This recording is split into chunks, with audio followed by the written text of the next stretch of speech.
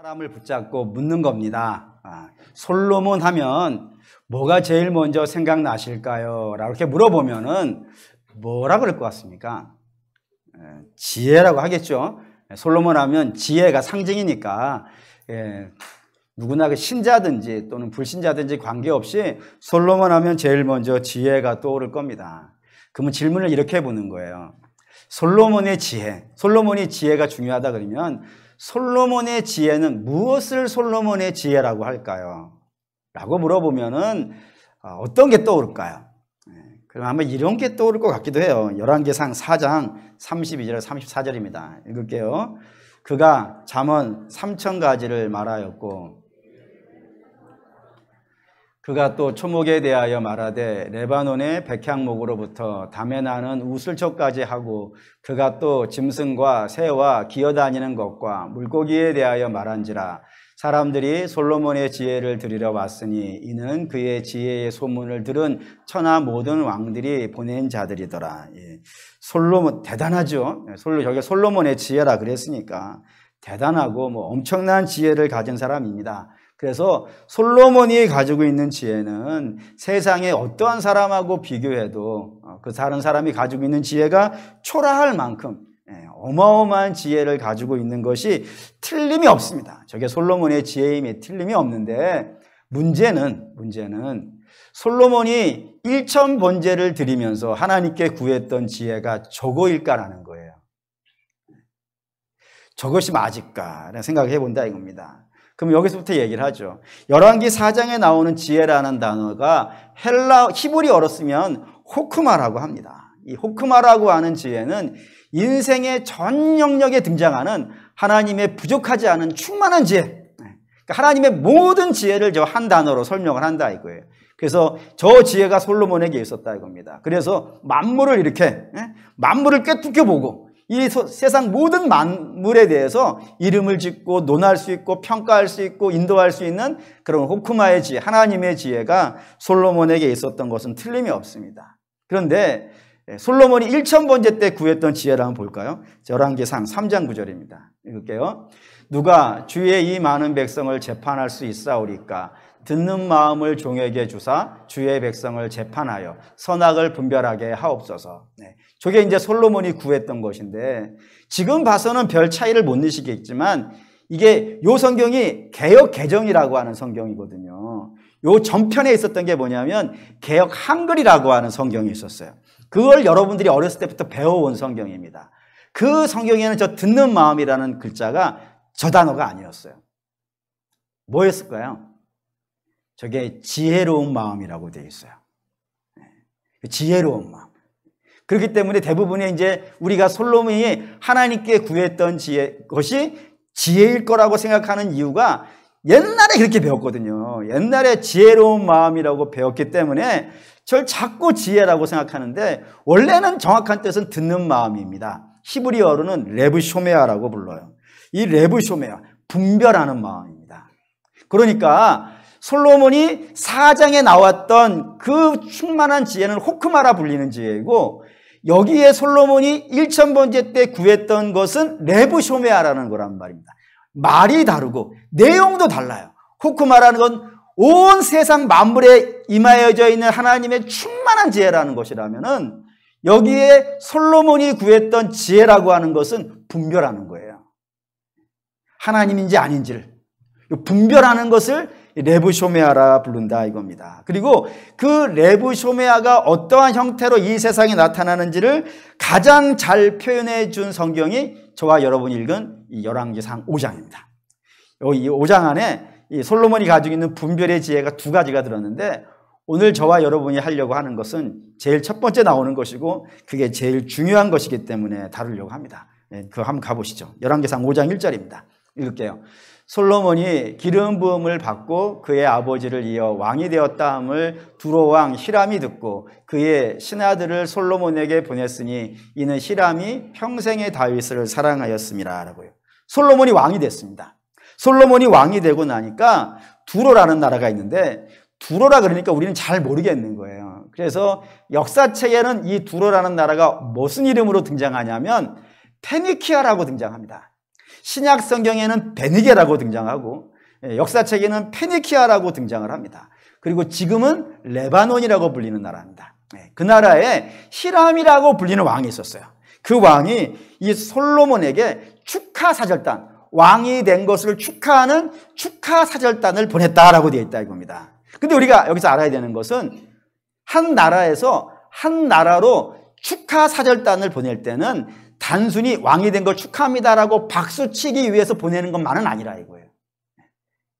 그냥 잘 됐습니다. 뭐 이렇게 돈 내고 축하합니다. 그러고 돌아가는 게 아니고 한 나라에서 한 나라로 축하사절단을 보낼 때는 다른 중요한 목적이 하나가 들었어요. 그 목적 한번 볼까요? 사무엘하 10장 3절입니다. 읽을게요. 암몬 자손의 관리들이 그들의 주 하눈에게 말하되 왕은 다윗이 조객을 당신에게 보낸 것이 왕의 아버지를 공경함인 줄로 여기시나이까? 다윗이 그의 신하들을 당신에게 보내 이 성을 엿보고 탐지하여 탐락시키고자 함이 아니니까. 이게 뭔 말이냐면 암몬이라는 나라가 있었어요. 이 암몬이라는 나라하고 다윗이 굉장히 친했거든요. 근데 그 암몬의 왕이 나하스라고 불리는 왕이 있었어요. 근데 이 왕이 죽었어요. 죽고 그의 아들 하눈이 왕이 됐는데 다윗이 이 왕이 죽고 새로운 왕이 등극한 것을 친구가 죽은 것에 대해서는 조객으로, 그리고 새로운 왕이 등극한 것에 대해서는 축하객으로 사절단을 파견했다라 그런 거예요. 근데 사절단을 파견했는데 그 하눈의 부하들이, 신하들이 하눈에게 와가지고 저 다윗이 괜히 조객을 보내겠습니까? 저가 조객을 보낸 것은 우리를 염탐하기 위해서는 거예요. 그러니까 사절단을 보내는 중요한 이유 중에 하나는 뭐냐면 스파이입니다. 스파이. 염탐하기 위해서. 여러분 이거를 이상하게 보실 필요가 없어요. 왜냐하면 한 나라의 외교 정책이라는 것은 그 나라의 존망을 결정합니다. 그 나라가 설 수 있느냐 망하느냐를 결정해요. 그리고 그 외교 정책 중에서 제일 중요한 정책이 뭐냐면은 새로운 왕이 드러나는 거예요. 이게 왜 중요하냐면 새로운 왕은요, 어떤 왕이 들어서느냐에 따라서 어저께까지는 친구였어요. 근데 그 새로운 왕으로 인하여서 오늘은 뭐 할 수 있는 거예요? 전쟁을 할 수 있어요. 그리고 어저께까지는 전쟁하는 나라였다면 이 새로운 왕으로 인하여서요, 이제는 친구가 되어줄 수도 있다 이겁니다. 그렇기 때문에 나라가 전쟁을 하느냐, 옛날에는 전쟁하느냐 안 하느냐는 왕의 결정에 끝나는 거 아니겠어요. 왕이 어떤 결정을 하느냐 이게 굉장히 중요하기 때문에 저 사람이 호전적인 사람이냐, 싸움을 좋아하는 사람이냐, 아니면 저 사람이 평화주의자냐, 저 사람이 공부를 좀 많이 한 사람이냐, 아니면 저 사람이 머릿속에 비어있는 사람이냐, 아니면 저 사람 주변에는 괜찮은 신하들이 많이 모여있느냐, 아니면 저 사람과 함께 다니는 사람들 중에는 좀 시원찮은 백성들이 많으냐, 이것이요 한 나라의 운명을 결정하는 중요한 문제이기 때문에 가서 어떻게 해야 되겠어요? 확인을 해야 돼요. 지금같이 신문이 있고 뭐 이런 게 많은 것이라면 덜 하겠지만 옛날에는 그런 게 없잖아요. 가서 다 확인을 해야 되는 거란 말입니다. 이건 지금도 그래요. 예를 든다면 우리나라의 외교 정책을 결정하는데 제일 중요한 건 뭐겠어요? 미국의 대통령이 누구냐예요. 미국의 대통령이 북한에 대해서 어떤 생각을 갖느냐, 남한에 대해서 어떤 생각을 갖고, 이거 하나에 의해서요 나라가 난리가 난단 말이에요. 그렇기 때문에 우리나라뿐이겠습니까? 지금 전 세계가 11월에 미국 대선에 누가 대통령이 되니까 심정을 그냥 낯쓰고 있단 말이에요. 그래서 어떻게든지 누구냐, 바이든이냐, 트럼프냐, 이걸 알기 위해서 정말로 애를 많이 쓰고 있는 그런 거를 이제 좀 이따 보기 시작하실 거예요. 맨날 뉴스에 나올 거예요, 이제. 그 정도로 심각한 문제라 이거예요. 하물며 옛날에는요, 이게 굉장히 심했어요. 굉장히 심해가지고 히람도 마찬가지였다 이겁니다. 당시에 가나안의 실질적인 주인은 누구였냐면 다윗이었어요. 다윗이 다 이겼거든요. 다 이겨버렸기 때문에 이 가나안 주변에, 이스라엘 주변에 있는 모든 나라들은 다윗이 어떻게 하느냐에 최대의 관심을 가졌고, 다윗이 어떻게 하느냐에 따라서 그 나라 정책이 바뀔 정도였어요. 그래서 모든 나라들은 다 누구랑 가깝게 지내기 싶겠어요? 다윗하고. 특별히 두로라는 나라가 생존을 어떻게 하냐면 무역을 했어요. 배를 띄워서 무역을 하고 상인들이 오고 가고 하는 그렇게 무역을 통해서 돈을 벌었던 나라이기 때문에 다윗이 배 나가는 길을 막아버리면요, 쫄딱 망하는 것이고, 상인들이 들어가는 길을 다윗이 막아버리면요, 망하는 거예요. 그렇기 때문에 다윗하고 굉장히 이 히람이 친하게 지내면서 조공도 하고 어떻게 가깝게 지내고서 친구처럼 잘 지냈단 말이에요. 그 결과 두로라는 나라가 무역업을 해가지고 돈을 어마어마하게 벌어들였다 이 말입니다. 근데 그렇게 친하게 지냈던 다윗이 어떻게 된 거예요? 죽은 거예요. 그리고 새로운 왕이 들어섰어요. 근데 문제는 히람도 솔로몬이 왕이 될 줄은요, 꿈에도 몰랐죠. 아니, 그 나라 백성들도, 이스라엘 백성들도 솔로몬이 왕이 될 거라군요, 생각 안 했다니까요. 누가 왕이 될 거라고 생각했다고요? 아도니아. 1장에서 봤듯이 아도니아가 왕이 될 거라고 이스라엘 백성들도 생각했으니까 주변에 있는 나라들도 다 아도니아야, 이스라엘 백성들 다 아도니아라고 알고 있어 라고 생각하고 있었기 때문에 히람도 아도니아에게 줄을 대고 있었단 말이에요. 근데 아도니아가 왕이 된 게 아니고 솔로몬이 왕이 됐어요. 난리 난 거예요. 도대체 저 젊은 누구야? 그 어머니가 이상한 여자라는 걸 알고 있는데 도대체 그 못도 나요. 공부를 얼마만큼 했고 그의 아버지 학을 얼마만큼 달랐고 그리고 그 아버지가 가지고 있는 정책을 지금까지 계속 유지할지 안 할지 너무 궁금한 거예요. 그래서 그에게 사절단을 보냈습니다. 어떤 사람인지 알아오라고 보냈어요. 그리고 그 사절단이 예루살렘에 왔을 때 그 예루살렘에 온 사절단에게 솔로몬이 친서를 하나 줍니다. 당신 왕들에게 가서 이야기하라고 하면서 친서를 하나 주는데 그 친서의 내용이 3절에서부터 6절까지인데 우리는 3절에서 5절까지만 읽을게요. 3절에서 5절 읽겠습니다. 당신도 알거니와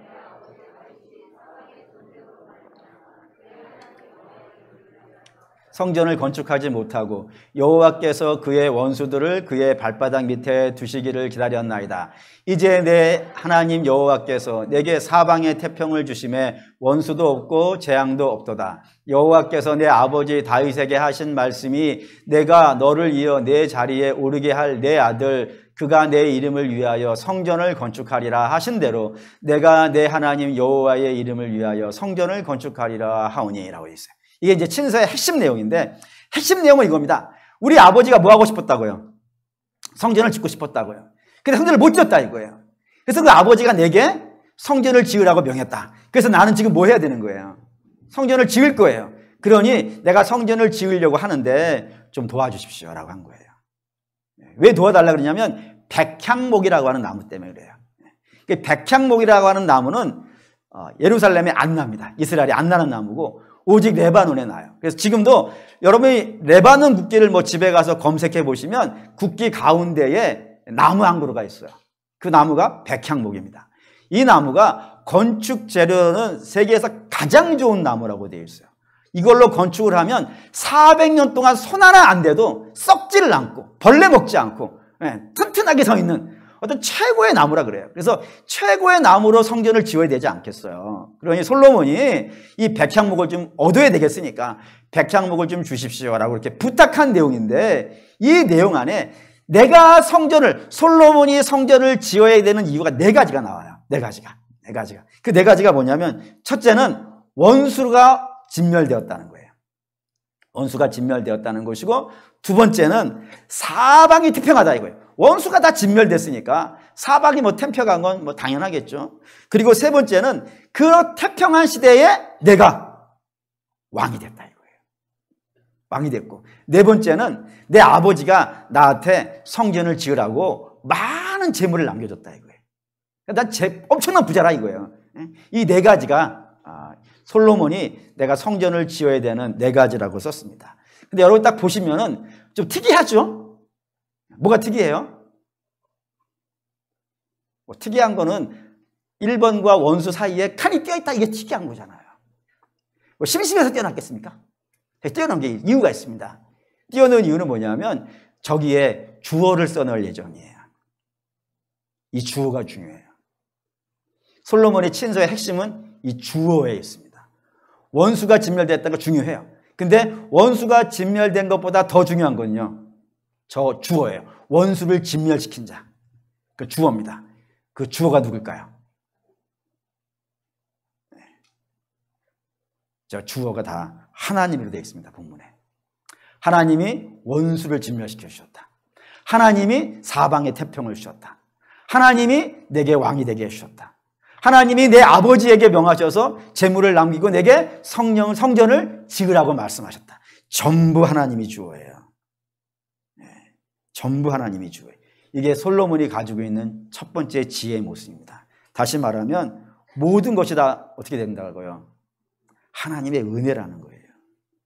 내가 원수 없는 세상에 태어난 것, 내가 태어나기 전에 원수가 다 진멸되어진 것, 그게 하나님의 은혜이고, 내가 이 평안한 시대를 만난 것은 하나님이 우리 아버지를 도우셔서 전쟁에 이기게 하신 그 결과이고, 내가 왕이 된 것은 내가 실력이 있고 내가 능력이 있어서 왕이 된 것이 아니라 하나님이 내게 은혜 베풀어 주셨기 때문이고, 그리고 내가 이렇게 아버지로부터 많이 물려받아가지고 성전을 지을 수 있는 사람이 된 것도 하나님이 내게 주신 은혜라고요.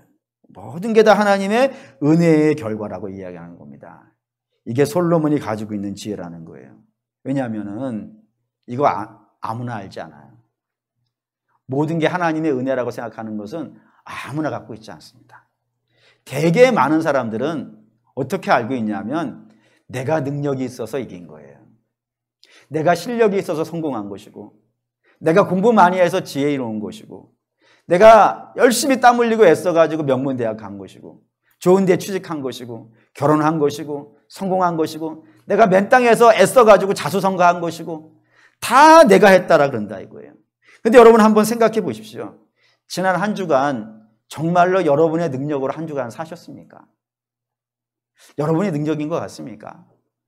또 지난 주간에 여러분들이 수입이 있었다 그러면 정말 내가 수고하고 내가 노력하고 내가 땀 흘린 그 결과로서 내가 얻은 것 같으십니까?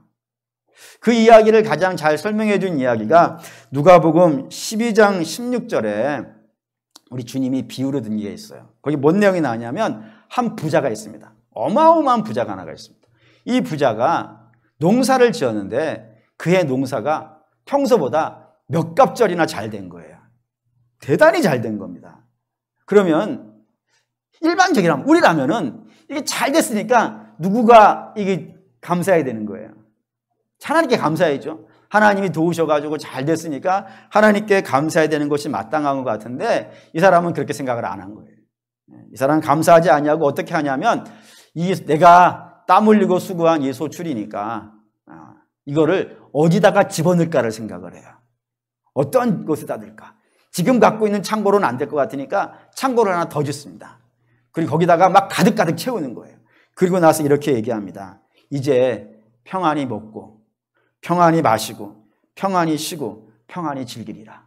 내가 한 수고의 결과를 내가 이게 다 즐기리라 라고 하면서 자기 즐기는 것으로 생각을 한다고요. 내가 수고했으니까 내 거니까 내가 땀 흘린 거니까 내 마음대로 해야지 이런 생각을 가졌다 이거예요. 그런 생각을 가지고 있는 자에게 주께서 이렇게 말씀하세요. 누가복음 12장 20절에서 21절 읽겠습니다. 하나님이 이르시되 어리석은 자여 오늘 밤에 내 영혼을 도로 찾으리니 그러면 내 준비한 것이 누구의 것이 되겠느냐 하셨으니 자기를 위하여 재물을 쌓아두고 하나님께 대하여 부여하지 못한 자가 이와 같으니라. 주께서 뭐라 그러셨다고요? 어리석은 자야라고 부르셨다 이거예요. 지혜 없는 자야. 이 수고하고 얻은 것이 네가 수고한 것이면 틀림이 없지만 그것이 수고한 것이 결실이 되고 자라고 열매 맺고 하는 것이 그게 너의 노력이고 너의 결과인 줄 아느냐. 그건 어떻게 된 거예요? 하나님이 하신 거라 이거예요. 이렇게 한번 생각해 봅시다. 예전에 제가 어떤 책에서 하나 읽었는데 이런 내용이었습니다. 그 벽시 있잖아요. 벽시 하나를 땅에 심어가지고 싹이 나서 그럼 벼가 되죠. 그 벼를 이제 모판에다가 잘 모르는데 틀리면 틀렸다 그러세요. 모판에다가 해가지고 이걸 갖다 심잖아요. 모내기 이렇게 하잖아요. 그래서 모내기를 해가지고 얘가 이렇게 쭉 자라가지고 열매가 되는 거예요. 그러니까 벽시 하나에 벼 한 포기가 나죠. 그리고 그 벼 한 포기에 벽시가 또 몇 개가 걸려요. 안 세봤어요. 이럴 때는 뭐라 그러는 거예요? 많이 이러면 되지. 하나를 심었는데 많이 난다고요. 그래서 근데 이 벽시 하나가 이 한 톨 벼의 한 톨이에요. 한 톨에 농부가 손이 몇 번이 닿아야 한 톨이 되느냐? 80번이래요. 그러면 그 한 포기에는 벽씨가 몇 개 있어요? 그러니까 벼 한 포기를 위해서 농부가 해야 되는 수고가 느껴지시나요? 어마어마한 거예요. 이따가 식사하실 때 다 드셔야 돼. 그러니까 쌀은. 농부 한 사람이 그거를 얻기 위해 정말 애쓰는 거예요. 한 톨에 80번이면 예를 들어 그 벼 한 포기에 10개만 달렸다고 쳐세요. 그럼 800번이 되잖아요. 한 포기에만. 그럼 한 마자기에는 얼마나 애를 써야 돼요? 어마어마한 수고예요. 그런데 그렇게 수고를 많이 한 벼인데 벼의 입장에서 본다면 농부가 나를 위해 수고해 준 건 10%래요. 10%. 우리는 전심을 다한 거예요. 거기다가 농부는. 근데 반대편 벼의 입장에서는 저 농부가 나를 참 위해서 애써줬네. 근데 한 10% 해준 거예요. 10%. 90%는 아니라 이거예요. 그러니까 결정적이지 않대요. 자기한테는. 결정적인 건 뭐예요? 하나님이 하셔야 된다 이거예요. 왜요? 여러분 아시잖아요. 바람 한 번만 불면, 비 한 번 몽창 내려버리면요, 또 비가 안 와버리면요, 해가 또 적당하게 떠야죠. 해가 적당하게 뜨고 온도도 적당해야 돼요. 적당하지 않으면 뭐 비가 오고 온도가 적당하지 않으면 뭐 이렇게 막 이상한 벌레들 많이 생긴다면서요. 나무도 과일도 그렇잖아요. 과일도 저렇게 막 엄청나게 얼렸다 하더라도 바람 한번 불어가지고 떨어져 버리면요, 벼 한번 뒤집어지면요, 하나도 못 건지는 일이 발생되어질 수도 있단 말입니다. 그러니까 벼의 입장에서는 농부가 참 고맙지만 농부보다 더 많이 고마운 건요, 하나님의 은혜라 이거예요. 그러니까 하나님이 도우셔야 내가 그걸 오늘 소출을 걷어가지고 창고에 넣을 수 있는 거예요. 하나님이 안 도와주시면 한 톨도 거두지 못하는 것이죠. 근데 농부만 그러겠습니까? 농부만 그러겠습니까? 사실 아침에 눈 뜨는 게 기적 아니에요? 여러분이 눈 뜨고 싶어서 떠집니까? 그렇습니까? 알람이 깨워준다고. 여러분 알람이 안 깨워주는 거 아시죠? 간혹 이런 얘기해요. 왜 새벽에 못 나오셨어요? 알람이 울렸는데 안 들렸어요. 진짜예요. 그게 거짓말 아니에요. 내가 눈 뜨고 싶어 눈 떠지는 게 아니란 말입니다. 그리고 여러분 생각을 해보세요. 아니 길을 지나다니는데 무슨 일이 있을지 어떻게 아세요? 제가 처음에 운전을 시작할 때요, 1차선을 못 들어갔어요. 이유는 겁나서 못 들어가겠어요. 왜 겁났냐면 저는 1차선을 똑바로 갈 수도 있겠어요. 근데 저 중앙선 너머에 있는 분이 내 차선으로 안 들어온다는 보장이 안 되는 거예요. 그래서 못 들어갔어요. 그래서 맨날 저쪽 인도 쪽으로 막 이렇게 살살살살만 다녔어요. 근데 하나님은 어느 날 갑자기 저기 그랬어요. 중앙선은 내가 지키니까 들어가. 농담이 아니고. 우리 오고 가는 길도 하나님이 지켜주시지 않으면 못 다녀요. 그렇습니다. 제가 좋아하는 목사님이 있어요. 김동호 목사님을 굉장히 좋아하는데 그분이 예전에 설교를 이런 거 하시더라고요. 당신이 아침에 강남에서 강북으로 교회를 출근을 하시는데 다리를 건너갔다 이거예요. 아침에 어머니 노모 계시는데 어머니에게 어머니 저 교회 다녀오겠습니다 라고 아침에 출발하셨대요. 그리고 가가지고 교회 도착해가지고 아침에 이제 뉴스를 보려고 TV를 탁 틀었더니 뉴스 속보가 나오더라는 겁니다. 그 속보가 뭐냐면 성수대교가 무너졌다고. 근데 보니까 당신이 5분 전에 그 다리 건너왔다 이거예요. 5분만 늦게 왔으면요, 당신도 죽었다 이거예요. 그래서 그 다음부터는 부모님께 어머니께 인사를 하는데 뭐라고 인사했냐면 어머니 저 가겠습니다만 인사했다. 가겠습니다. 오는 건 보장 못하겠다 이거예요. 가는 건 내가 하겠는데 오는 건 내가 책임 못 지겠다 이거예요. 그래서 그 다음부터는 쭉 어머니 저 가겠습니다만 인사를 했다 이거예요. 마찬가지죠. 인생의 모든 게 여러분 우리의 능력으로 될 것 같습니까? 하나님이 도와주시지 아니한다면 한 톨도 거둘 수 없고 하나도 가질 수 없다 이겁니다. 고로 사랑하는 믿음의 성도 여러분, 내게 주어진 모든 것들이 다 하나님의 은혜인 줄 아셔야 돼요. 이게 지혜예요. 세상 사람들은 몰라요. 오직 누구만 아는 거예요? 하나님을 아는 자들만 알아요. 여러분에게 사랑하는 가족이 있다는 거 어마어마한 축복입니다. 여러분들이 저녁에 그분들과 함께 식사를 할 수 있다는 건 가볍게 생각하지 마십시오. 나중에 잃어버리면 그게 제일 후회되는 것들입니다. 내가 한 달 열심히 일했는데 그게 허탕치지 않고 손으로 수고한 대로 거두시게 하신다 하셨으니까 그 수고한 대로 거둬들인 거죠. 정말 놀라운 복이에요. 이걸 모르니까 맨 불평하는 거예요. 하나님이 내게 각종 좋은 거를 주신다는 걸 모르니까 늘 원망하고 불평하고 짜증내고 그러는데 그러지 마시고 아침에 눈 떠서 저녁에 주무실 때까지 모든 과정이 심지어는 그 잠에 들어가서 아침에 눈 뜰 때까지 하루의 모든 것들을 하나님이 여러분들에게 주시는 것이라는 걸 보실 수 있기를 바랍니다. 그러면은 하나님이 내게 이렇게 충만한 복을 주신다는 걸 아시면은 내일 아침에 기대가 될 거예요. 어제도 복 주신 하나님께서 오늘도 은혜를 주실 것이고 내일도 주시지 아니하겠습니까? 그래서 우리 주님 설명할 때 붙여보는 단어가 항상이에요. 항상 내가 너희와 함께 하리라. 심지어 주께서 이렇게 말씀하셨어요. 아들도 주신 하나님이신데 아들과 더불어서 좋은 것을 왜 주지 아니하시겠냐고. 하나님 정말 각종 좋은 것들을 다 주신다니까요. 그러니 여러분 오늘 집에 가셔서 하나님이 내게 주신 것이 무엇인지 한번 써보십시오.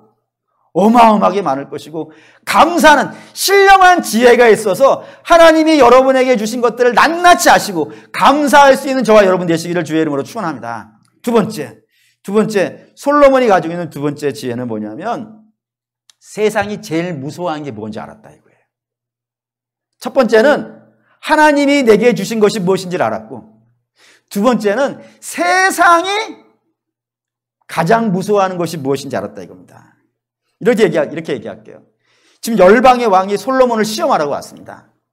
그러면 이 사람이 좀 괜찮은 사람인지 실력 있는 사람인지 검사로 왔고 검사를 했는데 실력 없는 사람이라면 어떻게 대하겠어요? 우습게 대하겠지. 앞으로 계속. 그러니 우습게 대하지 않으려면은 내가 실력 있다는 걸 보여줘야겠죠. 예를 들어서 다른 교회를 하면 아니다. 어떤 다른 데에서 저를 테스트하라고 왔어요. 이 사람 괜찮은 사람인가? 해가 테스트로 왔는데 제가 바본 거예요. 그러면은 뭐라 그러겠어요? 아이고 우화영세교회 성도들도 저 바보한테 설교를 듣네. 그 동급되는 거 아니겠어요? 그러니까 제가 바보가 되면 되겠어요? 안 되겠어요? 저를 시험하러 온 사람이 코가 어떻게 되나? 납작코가 돼서 가야겠죠? 제가 납작코 될까요? 그러니까 솔로몬도 마찬가지, 이스라엘도 마찬가지. 열방에서 테스트하러 왔어요. 그럼 누가 코에 납작가 해줘야 되는 거예요? 솔로몬의 코가 납작해지면 안 되고 열방이 테스트하러 온 자의 코가 납작해 되어져야 되지 않냐겠어요? 그럼 뭘로 할 수 있을까요? 뭘로 저들의 코를 납작하게 할 수 있을까요? 요거를 솔로몬과 다른 방법을 쓴 사람이 하나가 있습니다. 그게 바로 히스기야라고 하는 왕입니다. 지금부터 제가 말씀드린 건 성경에 나오는 순서가 아니라 역사책에 나오는 순서입니다. 성경의 순서는 좀 바꿨어요. 성경은 어떤 특별한 목적이 있어가지고 순서를 바꿔놨는데 원래 역사에는 이렇게 등장합니다. 잘 들어보세요. 당시에 히스기야의 아버지가 아하스인데 아하스가 살던 시절에 가나안의 왕은 누구였냐면 아시리아입니다. 아수르. 이 아수르가 가나안의 모든 나라, 눈에 띄는 나라는 다 때려부셨어요. 그래가지고 모든 나라들이 이 아수르만 보면 벌벌벌 떨고 있었을 때에 제일 겁냈던 나라 중에 하나가 북이스라엘, 남유다의 형제국인 우리나라로 말하면 북한쯤 되겠죠. 그 북이스라엘이 제일 떨었어요. 왜냐하면 다음 순서가 자기였거든요. 남유다는 자기가 깨져야 남유다가 가니까 제일 코가 빠져있는 사람들은 북이스라엘이었어요. 그래서 북이스라엘이 어떻게 하면 저 아수르 왕의 공격을 이겨나갈 수 있을까 고민하다가 자기의 힘으로는 도저히 못 이길 것 같아가지고 주변에 있는 나라들과 동맹을 맺으려고 했습니다. 그리고 동맹을 맺기 위해서 막 사신을 보내는데 그 중에 하나가 남유다에도 왔어요. 야, 남유다 왕 아하스야, 응?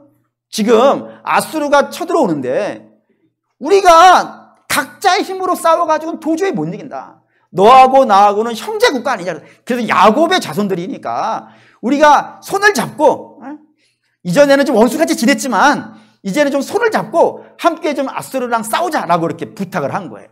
그래서 아하스가 그 사신을 받고 고민을 했어요. 어떻게 할까? 북이스라엘 왕의 손을 잡을까? 아니면 다른 방법을 쓸까? 고민하다가 결정을 했어요. 어떤 결정했냐면 북이스라엘 손잡으면 안 될 것 같은 거예요. 왜냐하면 북이스라엘과 손을 잡아가지고 아수르랑 싸워도 누가 이겼어요? 아수르가 이기겠는 거예요. 그 정도로 아수르가 압도적이에요. 그래가지고 손잡지 말고 누구 손을 잡기로 한 거예요? 아수르 손을 잡자. 그래가지고 아수르에 가가지고 왕에게 부탁을 합니다. 우리 지금 북이스라엘이 우리 편을 하자고 했는데 그거 거절했습니다. 그리고 우리 당신한테 붙으려고 합니다. 이렇게 와서 당신 편할 테니까 우리 좀 받아주시죠. 한번 받아줄까요? 안 받아줄까요? 그거 누가 받아줍니까? 안 받아줘요. 뭘 갖고 가야 받아줘요? 뭘 갖고 가야 될까요? 뭘 갖고 가면 받아줄까요? 돈 갖고 가야 됩니다. 조공국이야. 그래서 조공국 하겠습니다. 돈 갖고 가는데 얼마만큼 가져가냐면 왕궁에 있는 거 다 텁니다. 왕궁에 있는 금은 다 텁니다. 근데 그것도 부족했나 봐요. 한 군데를 더 털어요. 어딜까요? 성전입니다. 솔로몬이 성전을 지을 때 안벽을 다 금으로 발랐거든요. 그걸 다 뜯어냅니다. 다 뜯어냅니다. 그리고 그걸 가지고 아수르 왕을 찾아가서 부탁을 합니다. 우리 이거 바칠 테니까 우리 좀 봐달라고. 그것만 한 게 아니에요. 거기서 뭐를 보냐면 아수르 왕의 신을 봐요. 그 전화를 합니다. 전화를 합니다. 여기 아수르에 희한한 신이 하나가 있다. 대제사장한테 우리도 이 신 수입하자 해가지고 신을 수입합니다. 그 신을 수입해가지고 제단을 짓는데 그 제단을 어디다 지었겠어요? 성전 안에다 짓습니다. 그리고 그것만 한 게 아니에요. 그 나라의 모든 문화와 그 나라의 모든 사상도 다 수입합니다. 그건 어느 나라든지 그래요. 조공국이 되어지면 그래요. 우리나라도 옛날에 몽골에게 지배를 받았을 때 몽골한테 한번 알레기 맞은 적 있잖아요. 그때 어마어마하게 많이 수입해요. 수입해가지고 지금도 가지고 있는 게 있어요. 그 중에 가장 대표적인 게 지금 여러분들이 있어요. 갖고 있어요. 뭐냐면 호주머니. 우리나라 민족 원래 호주머니를 안 갖는 민족이에요. 주머니는 따로 갖고 다녔어요. 복주머니 차고 다녔어요. 근데 옷에 붙이는 주머니, 호주머니는 그 몽골 사람들 겁니다. 먹는 것도 있어요. 여러분 좋아하는 떡 있어요. 호떡. 우리나라 떡 아닙니다. 그거 북방에서 내려온 떡이에요. 그런 식으로 조공국이 되어진다면 그거 다 수입하는 거예요. 이 히스기야도 다 수입했어요. 아하스도 다 수입해가지고 그 나라를 따라다녔는데 하나님은 어떻게 하셨겠어요? 대노하셨죠. 대노하셨죠. 그래서 왕이 바뀌었어요. 히스기야로 바뀌었어요. 히스기야는 이게 아수르 따라다녀가지고 안 되는구나. 아수르 왕은 결국에는 저들을 섬겨도 결국에는 우리를 침공해 들어올 거야. 그러니 아수르를 섬기지 말고 우리 어떻게 할까 고민하다가 그가 병들어 죽게 됐어요. 히스기야 이사야가 선포를 해요. 너 이제 죽게 되었으니까 이제 조문계 받아라. 부고 발표해라 막 한 거예요. 그자 히스기야 가서 막 애통하면서 기도를 해요. 그래서 하나님이 그에게 은혜를 베풀어 주셔가지고 생명을요 15년 연장을 시켜주세요. 그래서 그가 나았어요. 이 죽는 병이 나았다 그러니까 그 소문이 방방곳곳에 퍼졌고 그 주변의 나라들이 축하한다고 막 사신을 보낸 거예요. 당연히 이 사신 보낼 때 저가 무슨 약을 썼을까? 분명히 죽는다고 다 소문 났는데 어떻게 살았을까 해가지고 그 내용을 알아보려고 막 보냈을 뿐만 아니라 그런 내용을 알기 위해서 바벨론도 신하를 보냈어요. 사신을. 근데 바벨론이 보낸 건 중요한 이유가 따로 있다고 되어 있어요. 그게 뭐냐면 바벨론도 아수르랑 싸워야 되거든요. 자기도 이 천하를 갖고 싶은데 이 천하를 가지려면 아수르를 쳐야 되고 아수르를 치려면은 지금은 자기 힘으로는 안 되니까 주변의 나라들을 좀 모아야 돼요. 그래서 남유다가 저 신비로운 능력이 있어가지고 살았다 그러니까 저 능력을 우리가 좀 같이 쓸 수 있는 나라인가 한번 확인해 보려고 사신을 보낸 거예요. 그리고 히스기야도 이게 마음에 들었어요. 이참에 신은 바벨론이니까 새롭게 부흥하는 나라니까 저 아수르를 이기려면은 바벨론과 함께 손을 좀 잡아야겠다 생각하고 있던 차에 왔으니까 저에게 우리가 힘이 있다는 걸 보여줘야겠죠. 그래서 히스기야가 자기가 힘이 있다는 사실, 당신들과 함께 아수르랑 싸워서 한판 붙어볼 수 있다는 사실을 이걸로 보여줍니다. 그게 바로 열왕기하 20장 13절입니다. 읽겠습니다. 히스기야가 사자들의 말을 듣고 자기 보물고의 금은과 향품과 보배로운 기름과 그의 군기고와 창고의 모든 것을 다 사자들에게 보여주었는데 왕궁과 그의 나라 안에 있는 모든 것 중에 히스기야가 그에게 보이지 아니한 것이 없더라 이거예요. 우리 괜찮은 나라야. 우리 좀 힘 좀 쓰는 나라야. 너희와 함께 저 아수르를 함께 칠 수 있는 그런 몫은 할 수 있는 나라라는 걸 보여주고 싶은데 우리가 만만한 상대가 아니라는 걸 보여주고 싶은데 그걸 뭘로 보여줬다고요? 돈으로 보여줬고 무기로 보여줬다고요. 그래서 하나님이 이걸 보시면서 진노하시는 거예요. 이스라엘을 지키는 힘이 돈이냐? 이스라엘을 지키는 힘이 무기냐? 내가 너희가 자랑하고 너희가 의지하는 저 모든 걸 다 어떻게 하시겠다고요? 내가 다 옮겨버리리라. 그래서 진짜 이스라엘을 지키는 게 누군지를 보여주리라 라고 하신 사건이 여기에 있어요. 그래서 히스기야가 회개를 했고 그래서 하나님이 그러면 아수르가 쳐들어왔을 때 한 번은 내가 살려준다 라고 하면서 이제 사내립 전쟁이 시작되는 거예요. 이렇게 이야기가 진행되어지게 되어져 있다 이겁니다. 그러니까 히스기야는 그런 거예요. 히스기야는 납작코 열방 중에서 납작코 안 되려고 나 힘 좀 쓰는 사람이라는 걸 보여주기 위해서 돈과 무기를 보여줬다고요. 근데 오늘 솔로몬은 뭘 보여줬다고요? 솔로몬이 무기가 없어서요. 우리 4장에서 봤죠? 솔로몬은 말을요 4만 마리나 가지고 있는 군대를 갖고 있다고요. 돈은요 지난주도 봤죠? 금도 어마어마하게 많을 뿐만 아니라 은은 돌차고 다니듯이 했다고요. 아버지 때부터 물려준 것만으로도 그렇다 이거예요. 어마어마하게 가지고 있어가지고 그거 보여줘도 된다 이거예요. 히람도 안다고요. 얼마나 아버지가 많이 남겨줬는지. 근데 솔로몬은 그걸 보여준 게 아니라 뭘 보여줬다고요? 원수가 어떻게 무너졌다고요? 무기로 무너진 게 아니라 하나님이 무너뜨려 주셨고 우리가 평화를 누리는 것이 우리가 강력한 군대를 가지고 있어서 평화를 누리는 것이 아니고 하나님이 우리에게 평화를 주신 것이고 내가 왕이 됐는데 내가 실력이 있어서 왕이 된 것이 아니라 하나님이 나를 왕으로 만들어 주셨고 내가 지금 돈이 많아서 성전을 지으려고 하는 것이 아니라 하나님이 나에게 성전을 지으라 명하셨기 때문에 내가 성전을 짓는 거라고요. 다 뭐를 보여줬다고요? 하나님 보여줬다 이거예요. 그 하나님을 자랑했다고요. 그러자 이 히람이 어떻게 되었을 것 같으세요? 이렇게 되었다고 되어 있습니다. 열왕기상 5장 7절 읽겠습니다. 히람이 솔로몬의 말을 듣고 크게 기뻐하여 이르되 오늘 여호와를 찬양할지로다. 그가 다윗에게 지혜로운 아들을 주사 그 많은 백성을 다스리게 하셨도다 하고 여기에 이제 히람이 어떻게 했다고요? 기뻐했다고. 근데 이 말이 좀 이상해요. 어쨌든 좀 가봅시다. 히스기야는 내가 납작코가 되지 않기 위해서라면 열방에 무시당하지 않으려면은 내가 뭘 가지고 있는지를 보여주려고 했어요. 돈을 보여주고 실력을 보여주고 무기를 보여주고 학력을 보여주면 열방이 나를 대접해 줄 거라 생각해서 그거를 보여줬는데 솔로몬은 그걸 보여준 것이 아니라 뭘 보여줬다고요? 하나님 보여줬다고요. 그러면 히스기야의 관점에서 본다 그러면은 솔로몬은 무시당해야 돼요. 즉 돈을 보여줘야 안 무시당한다 그랬으니까 무기를 보여줘야 안 무시당한다 했으니까 그런 히스기야의 관점이라면 솔로몬은 히람에게 무시당해야 돼. 아이고 신이라 믿는 자. 별것 아니네. 나약한 친구구만. 별것도 아니네. 이렇게 생각해야 되는 것이 마땅할 텐데 히람은 솔로몬을 보고 어떻게 했다고요? 기뻐했는데 얼마만큼 기뻐했다고요? 크게 기뻐했다고요. 여기 여러분들이 보셔야 되는 단어가 저 기뻐하다는 것인데 이 히브리어로 사마흐라고 하는 단어예요. 근데 이게 사마흐를 과연 이 기뻐하다는 말로 번역하는 게 맞는가 사실 좀 의문이 되어져요. 왜 그러냐면 이 사마흐라는 단어가 성경에 가장 많이 등장할 때는 앞에 문장 하나 달고 오는 게 있어요. 뭐를 달고 오냐면 여호와께서 우리를 구원하셨다. 여기에 붙여 나오는 단어예요.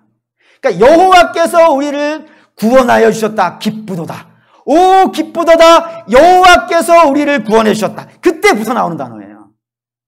그러면 이게 그냥 기뻐하는 단어가 아닐 것 같지 않습니까?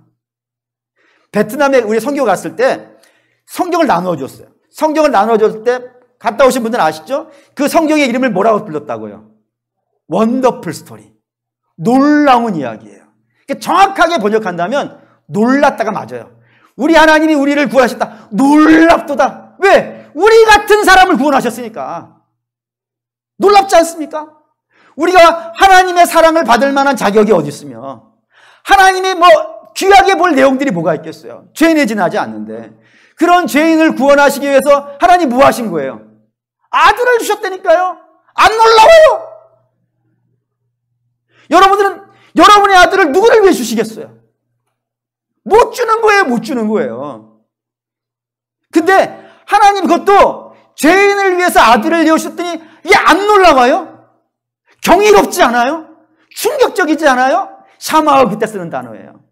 그러니까 이 히람이 하나님을 고백하는 솔로몬을 보고 기뻤다 정도가 아니라 놀라버린 거예요. 아니 이런 사람이 있네. 젊은 사람인데 볼 때는 별보가 없어 보이는데 우리가 알다시피 그의 어머니는 밧세바인데 백성들로부터 지지도 못 받을 것 같은데 따라주는 사람 하나도 없을 것 같은데 지식도 없어 보이고 용기도 없어 보이는데 저런 사람이 뭐를 고백하고 있다고요? 하나님을 고백하고 있다고요. 놀란 거예요. 놀란 거예요. 그래서 이 히람이 놀래가지고 저는 이렇게 표현할래 그냥 놀래 자빠져가지고 뭐라고 하냐면 당신 하자는 데 다 해주겠다 이거예요. 백향목 달란트를 주겠다 이거예요. 백향목 달란트를 줄 뿐만 아니라 이스라엘에는 솔로몬이 그래요. 우리는 이 백향목 다룰 수 있는 목수가 없다고. 걱정하지 말라고. 복수 다 대주겠다고. 배달도 해주겠다고. 배달도. 예? 우리 같으면 나무 한 그루 지고 올 것 같죠? 예. 어마어마하게 무거운 나무 못 지고 와요. 그래서 어떻게 배달하냐면은 바다에다가 그 나무로 뗏목 만들어서 내려보내주겠다고. 예? 배달도 다 해줄 것이고 돌 깎는 자 우리 많다고. 돌 깎는 자도 다 제공해 주겠다고. 당신 해달라는 거 다 해주겠다고. 그러니 이제 우리 같이 조약 맺고 살자고. 그래서 마지막 절에 조약이 등장한다 이겁니다. 사랑하는 우리 믿음의 성도 여러분, 이게 솔로몬이 가지고 있는 지식이에요. 그가 세상이 뭘 보면 놀라는지를 아는 거예요. 여러분, 우리가 가진 것 중에 세상을 놀라게 할 만한 것이 뭐가 있을까요? 돈 있죠? 돈 있는데 여러분이 가지고 있는 돈 자랑하면은 세상이 놀랄까요? 여러분이 가지고 있는 지식이 있어요. 그 지식을 세상한테 자랑하면은 실력 있네라고 대접해 줄 것 같습니까? 뿐만 아니라 여러분 우리가 건물을 뭐 짓는데 수백억짜리 들어서 뭐 1,000억쯤 들어서 건물 지었다 칩시다. 서울에 가니까 1,000억짜리 교회가 있다던데 어떤 1,000억짜리 교회를 지었다고 칩시다. 그러면 세상이 놀랍네 그러겠습니까? 왜요? 세상은 우리가 가지고 있는 재물보다 더 많이 가지고 있고 세상은 우리가 가지고 있는 지식보다 더 많이 가지고 있고요. 세상은 우리가 갖고 있는 건물보다 더 큰 건물을 지어낼 수 있어요. 교회는 죽었다 깨어나도 제2롯데월드 같은 건물을 못 지어낼 거예요. 상대가 안 돼요. 세상은 우리가 가지고 있는 것 갖고 겁내지 않아요. 세상이 유일하게 겁내는 거 있으니 그게 뭘까요? 우리가 하나님과 함께 있다는 겁니다. 그럼 뭘 보여줘야 될까요?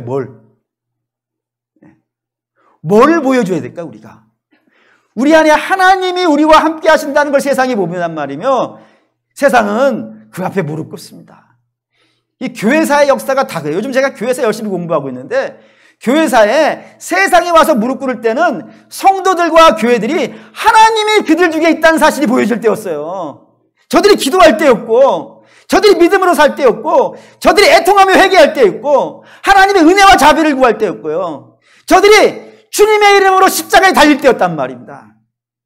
하나님이 저들과 함께 있는 걸 보여줄 때 세상이 저들을 겁내더라 이거예요. 근데 이거 누구만 알까요? 세상이 하나님을 겁낸다는 사실을 누구만 알까요? 신자만 알아요.